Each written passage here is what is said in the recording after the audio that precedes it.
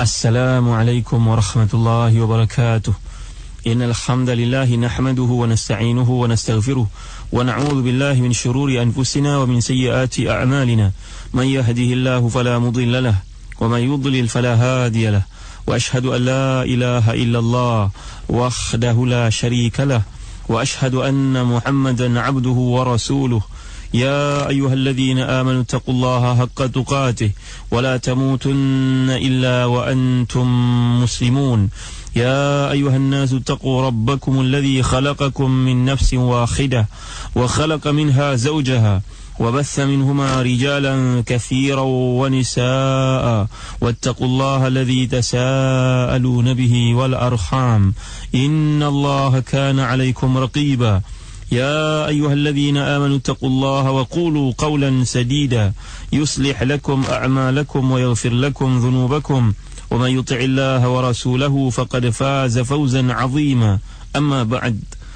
Saudara penerbit Ustaz Mahdi Syarudin, sedang pendengar ini rahmati dan dikasihi Allah sekalian, kita sedang bincangkan ayat ke-11, 12 dan 13 dari suratul A'raf, iaitu firman Allah Subhanahu wa taala, a'udzu billahi minasyaitonir rajim.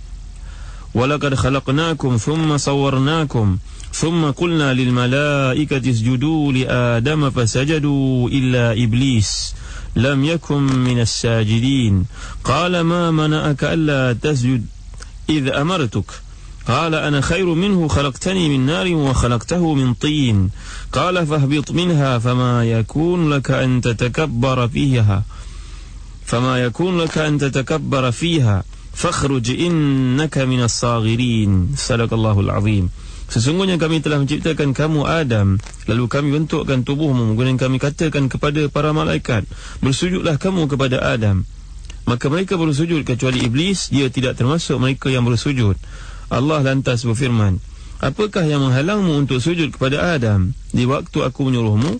Jawab Iblis, saya lebih baik daripadanya. Engkau ciptakan saya dari api, sedangkan dia engkau ciptakan dari tanah. Allah berfirman, turunlah kamu dari syurga itu, kerana kamu tidak sepatutnya menyombongkan diri di dalamnya. Maka keluarlah, sesungguhnya kamu termasuk orang-orang yang hina. Jadi jelas menurut ayat-ayat ini kemukakan ini, bahawa penyakit yang menimpa makhluk yang pertama menyebabkan Allah Subhanahu wa taala murka terhadapnya, iaitu penyakit kibir. Penyakit kibir, dan kemudian ditonjolkan, diterbitkan dengan karakter seseorang yang mempunyainya, dipanggil sebagai mutakabbir, takabbur. Sebenarnya kata Dr. Abdullah Nasir Ulwan dalam kitabnya Silsilah Madrasatid Du'a, beliau mengemukakan bahawa terdapat tanda-tanda sebagaimana Allah menjadikan bagi hujan itu, sebelum hujan turun datang awan yang gelap. Maka demikian juga seseorang yang mempunyai sifat kibir ini, dia mempunyai beberapa petanda, alamat. Ada beberapa sifat, ada beberapa signal yang dapat kita baca padanya, sign yang ada padanya menampakkan dia ni orang yang takabur. Yang pertama, sidang pendengar sekalian, mudah-mudahan kita dapat pelihara diri kita dan melihara diri kita daripada terjerumus mempunyai sifat-sifat seperti yang dimurkai oleh Allah SWT ini. Yang pertama, kata beliau, menampakkan sifat meninggikan diri terhadap individu lain. Ni tanda pertama seorang yang memiliki sifat takabur. Kita nak jauhi sifat takabur ini, sedang pendengar sekalian, kerana sifat takabur ini menyebabkan Allah murka kepada syaitan dan menghalaunya keluar dari syurga. Yang kedua, suka menyerlahkan diri dalam majlis-majlis. Ini juga sifat seorang yang takabur, suka bagi nampak dirinya depan orang ramai. Yang ketiga, berjalan dengan angkuh dan dengan gaya yang sombong. Yang keempat, merasa jijik terhadap sebarang pandangan yang diberikan oleh orang lain yang dianggap bercanggah dengan kepentingan dirinya, dengan ideanya. Yang kelima, kalau kita lihat, jelas Dr. Abdullah Nasir Ulwan dalam kitabnya memandang orang-orang yang kurang berada, orang-orang miskin, orang yang lemah sebagai hina dan tidak layak untuk berada bersama-sama dengannya. Yang keenam, tanda ataupun alamat ataupun sikap orang-orang takabur yang boleh kita baca ini, mereka ini cukup berbangga dengan keturunannya.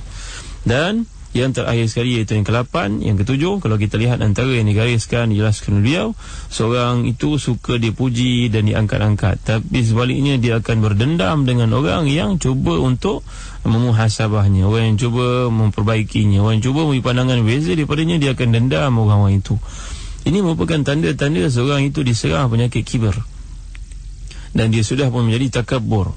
Takabur maknanya orang yang sudah pun memupuk, membajai sifat kibr dalam dirinya hingga direflekskan, ditonjolkan oleh imej diri yang kita dapat baca, dapat lihat sikap-sikap ini ada padanya. Jadi secara ringkasnya, kata Dr. Abdullah Nasir Alwan, orang-orang yang takabur ini merasakan dirinya menduduki satu level yang orang lain tak boleh nak mencapainya. Naas jika seseorang itu berusaha untuk sampai ke levelnya. Ini in term of dia punya pencapaian dari sudut kerjanya, kerjayanya, dari sudut rupa parasnya, dari sudut keturunannya, berbagai-bagai bentuk. Sila pendengar yang dirahmati dan dikasihi Allah sekalian, jika kita semak ayat-ayat Allah Subhanahu wa taala berhubung dengan sifat takabur ini, kita akan lihat banyak penjelasan Allah Subhanahu wa taala yang mana Allah secara tegas menjelaskan kepada kita sifat takaburnya, sifat yang dibenci olehnya. Yang pertama, kalau kita lihat ayat ke-83 surah Al-Qasas. Surah Al-Qasas ini dipanggil juga dengan nama surah Musa, kerana surah ini banyak menceritakan daripada awal sampai akhir, menceritakan perjuangan Nabi Musa. Dan antara yang menarik yang dapat kita lihat dalam perjuangan Nabi Musa ini, bila beliau diuji dengan sepupunya sendiri bernama Qarun, yang dikurniakan oleh Allah Subhanahu wa taala harta berkat doa Nabi Musa, tapi dia lupa daratan. Akhirnya dia menjadi musuh ketat kepada Nabi Musa, sehingga Allah menenggelamkan istananya dengan dia sekali ke dalamnya. Kalau kita lihat sidang pendengar sekalian, firman Allah menceritakan peristiwa ini, sifat yang ada pada Qarun, yang Allah hina, yang Allah benci itu. Dalam ayat ke-83, a'udzubillahi minasyaitanirrajim, tilkad darul akhiratu naj'aluha lilladzina la yuriduna 'uluwan fil ardi wala fasada wal 'aqibatu lil muttaqin. Inilah dia negara akhirat yang kami jadikan kepada manusia, buat manusia yang tidak suka bersifat takabur pada orang lain di muka bumi dan melakukan fasad, melakukan kemusnahan. Sungguhnya akibat yang baik, penghujung yang baik itu disediakan untuk orang-orang yang bertakwa. Ini ayat pertama, menceritakan sifat Qarun telah pun menjahanamkannya. Kalau kita baca dalam suratul Araf, surah Al-Qasas, Allah Subhanahu wa taala menceritakan bagaimana Qarun ini akhirnya tenggelamkan oleh Allah dengan istana-istananya sekali. Kalau ada peluang sidang pendengar sekalian, berziarahlah kita ke negara Mesir, di tempat berdekatan dengan Fayum. Tempat ini yang dianggap oleh kebanyakan para ulama muarikhin, sejarawan, berlakunya penenggelaman ataupun ditelan bumi istana Qarun dengan dia sekali sebenarnya. Yang kedua, kalau kita lihat sidang pendengar sekalian, Allah Subhanahu wa taala menceritakan tentang kepentingan menjauhi sifat takabur ini menerusi dialog di antara Luqman dengan anak lelakinya. Iaitulah firman Allah Subhanahu wa taala ayat ke-18 surah Luqman. Surah Luqman, surah yang mengisahkan tentang kejayaan Luqman mendidik anaknya sehingga menjadi seorang manusia yang saleh, anak yang saleh. Antara peringatan Luqman dalam ayat ke-18, a'udzubillahi minasyaitanirrajim, wala tusa'ir khaddaka lin-nasi wala tamshi fil ardi marakha innallaha la yuhibbu kulla mukhtalin fakhur. Janganlah engkau malingkan wajahmu dari manusia berjalan di muka bumi dalam keadaan sombong, angkuh. Sungguhnya Allah benci kepada orang yang angkuh dan juga berbangga-bangga diri. Dalam ayat ke-18 ini jelas Ibn Abbas dalam tafsir Ibn Kathir, wala tusa'ir khaddaka lin-nas, maknanya tu'rid wajhaka, kamu malingkan wajahmu dari manusia kerana kamu memandang lekeh dan memandang hina pada mereka. Ini menandakan Allah membenci sifat takabur. Yang ketiga, kalau kita lihat sidang pendengar sekalian, berhubung dengan sifat takabur ini lagi, Allah berfirman dalam surah Ghafir. Surah Ghafir ini juga dipanggil dengan nama surah Al-Mu'min, bukan Al-Mu'minun ya.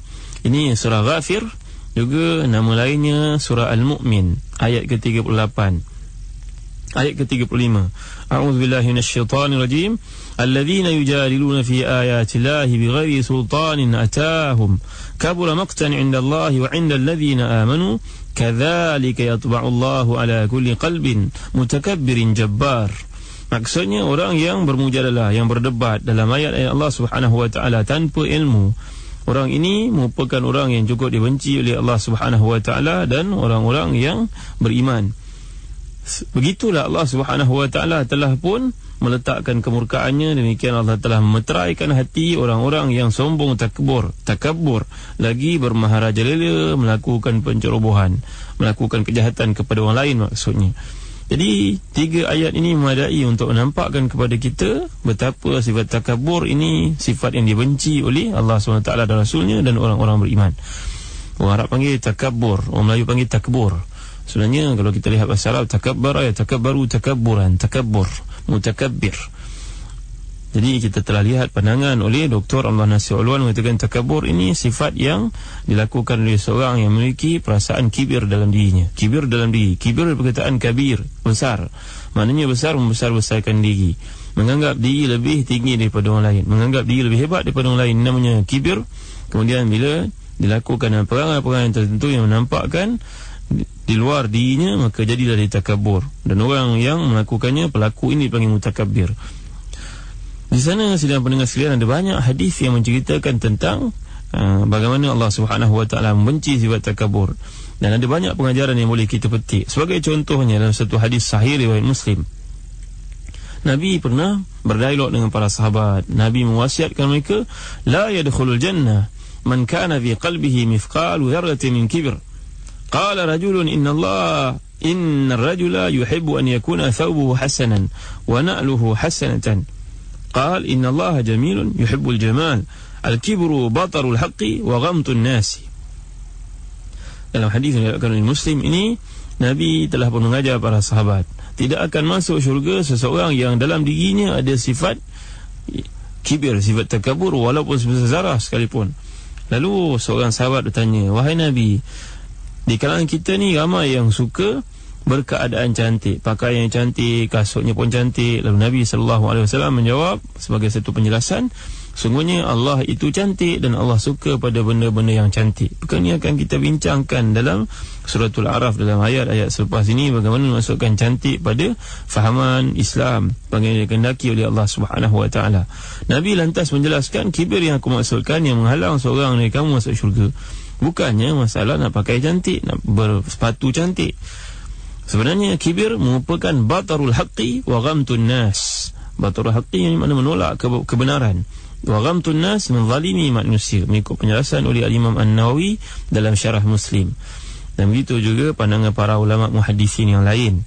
Jadi maknanya sekali lagi menegaskan kepada kita kepentingan untuk menjauhi sifat takabur. Nanti kita akan lihat bagaimana cara, teknik, langkah-langkah yang perlu kita lakukan bagi mengelakkan diri kita dihiasi ataupun memiliki sifat takabur ini. Yang kedua, sidang pendengar sekalian, dalam sebuah hadis yang sahih juga yang diriwayatkan oleh Muslim, Nabi SAW telah pun bersabda, "Salasatun la yukallimuhumullahu yawmal qiyamah wa la yuzakkihim."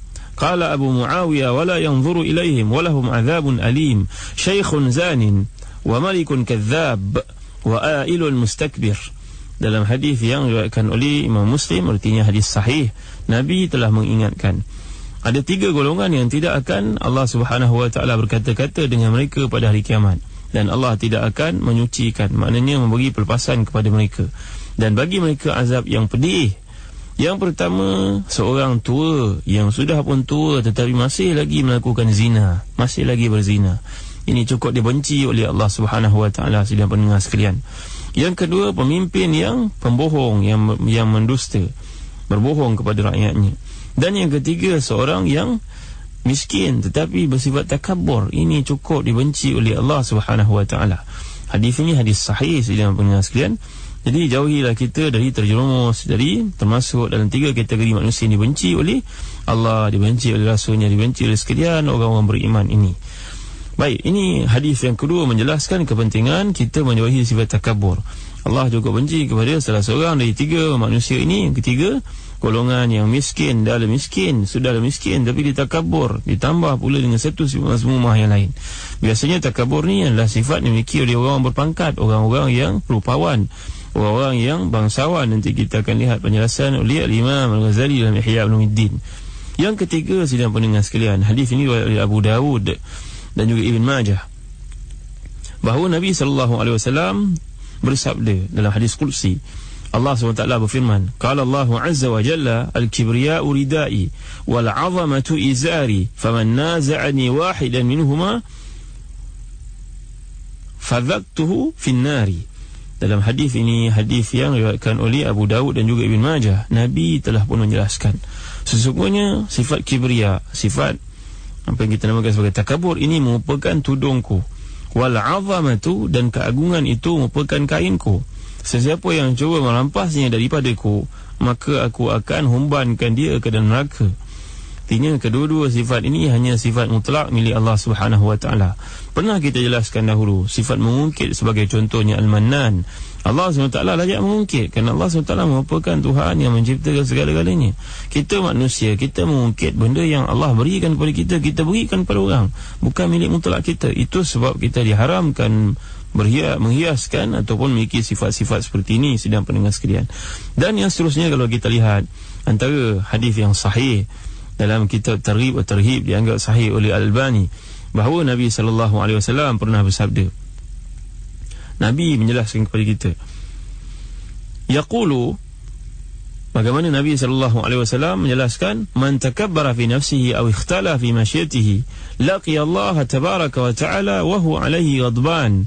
Seseorang yang merasakan dirinya lebih besar daripada orang lain, merasakan dirinya lebih mulia daripada orang lain, berjalan dalam keadaan sombong, maka Allah Subhanahu wa ta'ala akan menjumpanya pada hari kiamat esok dalam keadaan Allah murka kepadanya. Kita kalau di dunia pun, bila kita datang ke pejabat sebagai contohnya, kita memiliki bos, kita ada majikan, kita tersilap melakukan satu perkara yang dianggap satu kesalahan, lalu kita pun berdepan dengan dia dan dia pun keadaan murka, marah pada kita, kita dah tak rasa senang nak duduk sebenarnya, sidang pendengar sekalian. Bagaimana kalau kita di hadapan Allah SWT kelak, yang mana pada hari kiamat ni tidak ada siapa pun tempat pergantungan melainkan Allah Subhanahu wa taala. Tiba-tiba pada hari itu kita akan mendapati Allah murka kepada kita.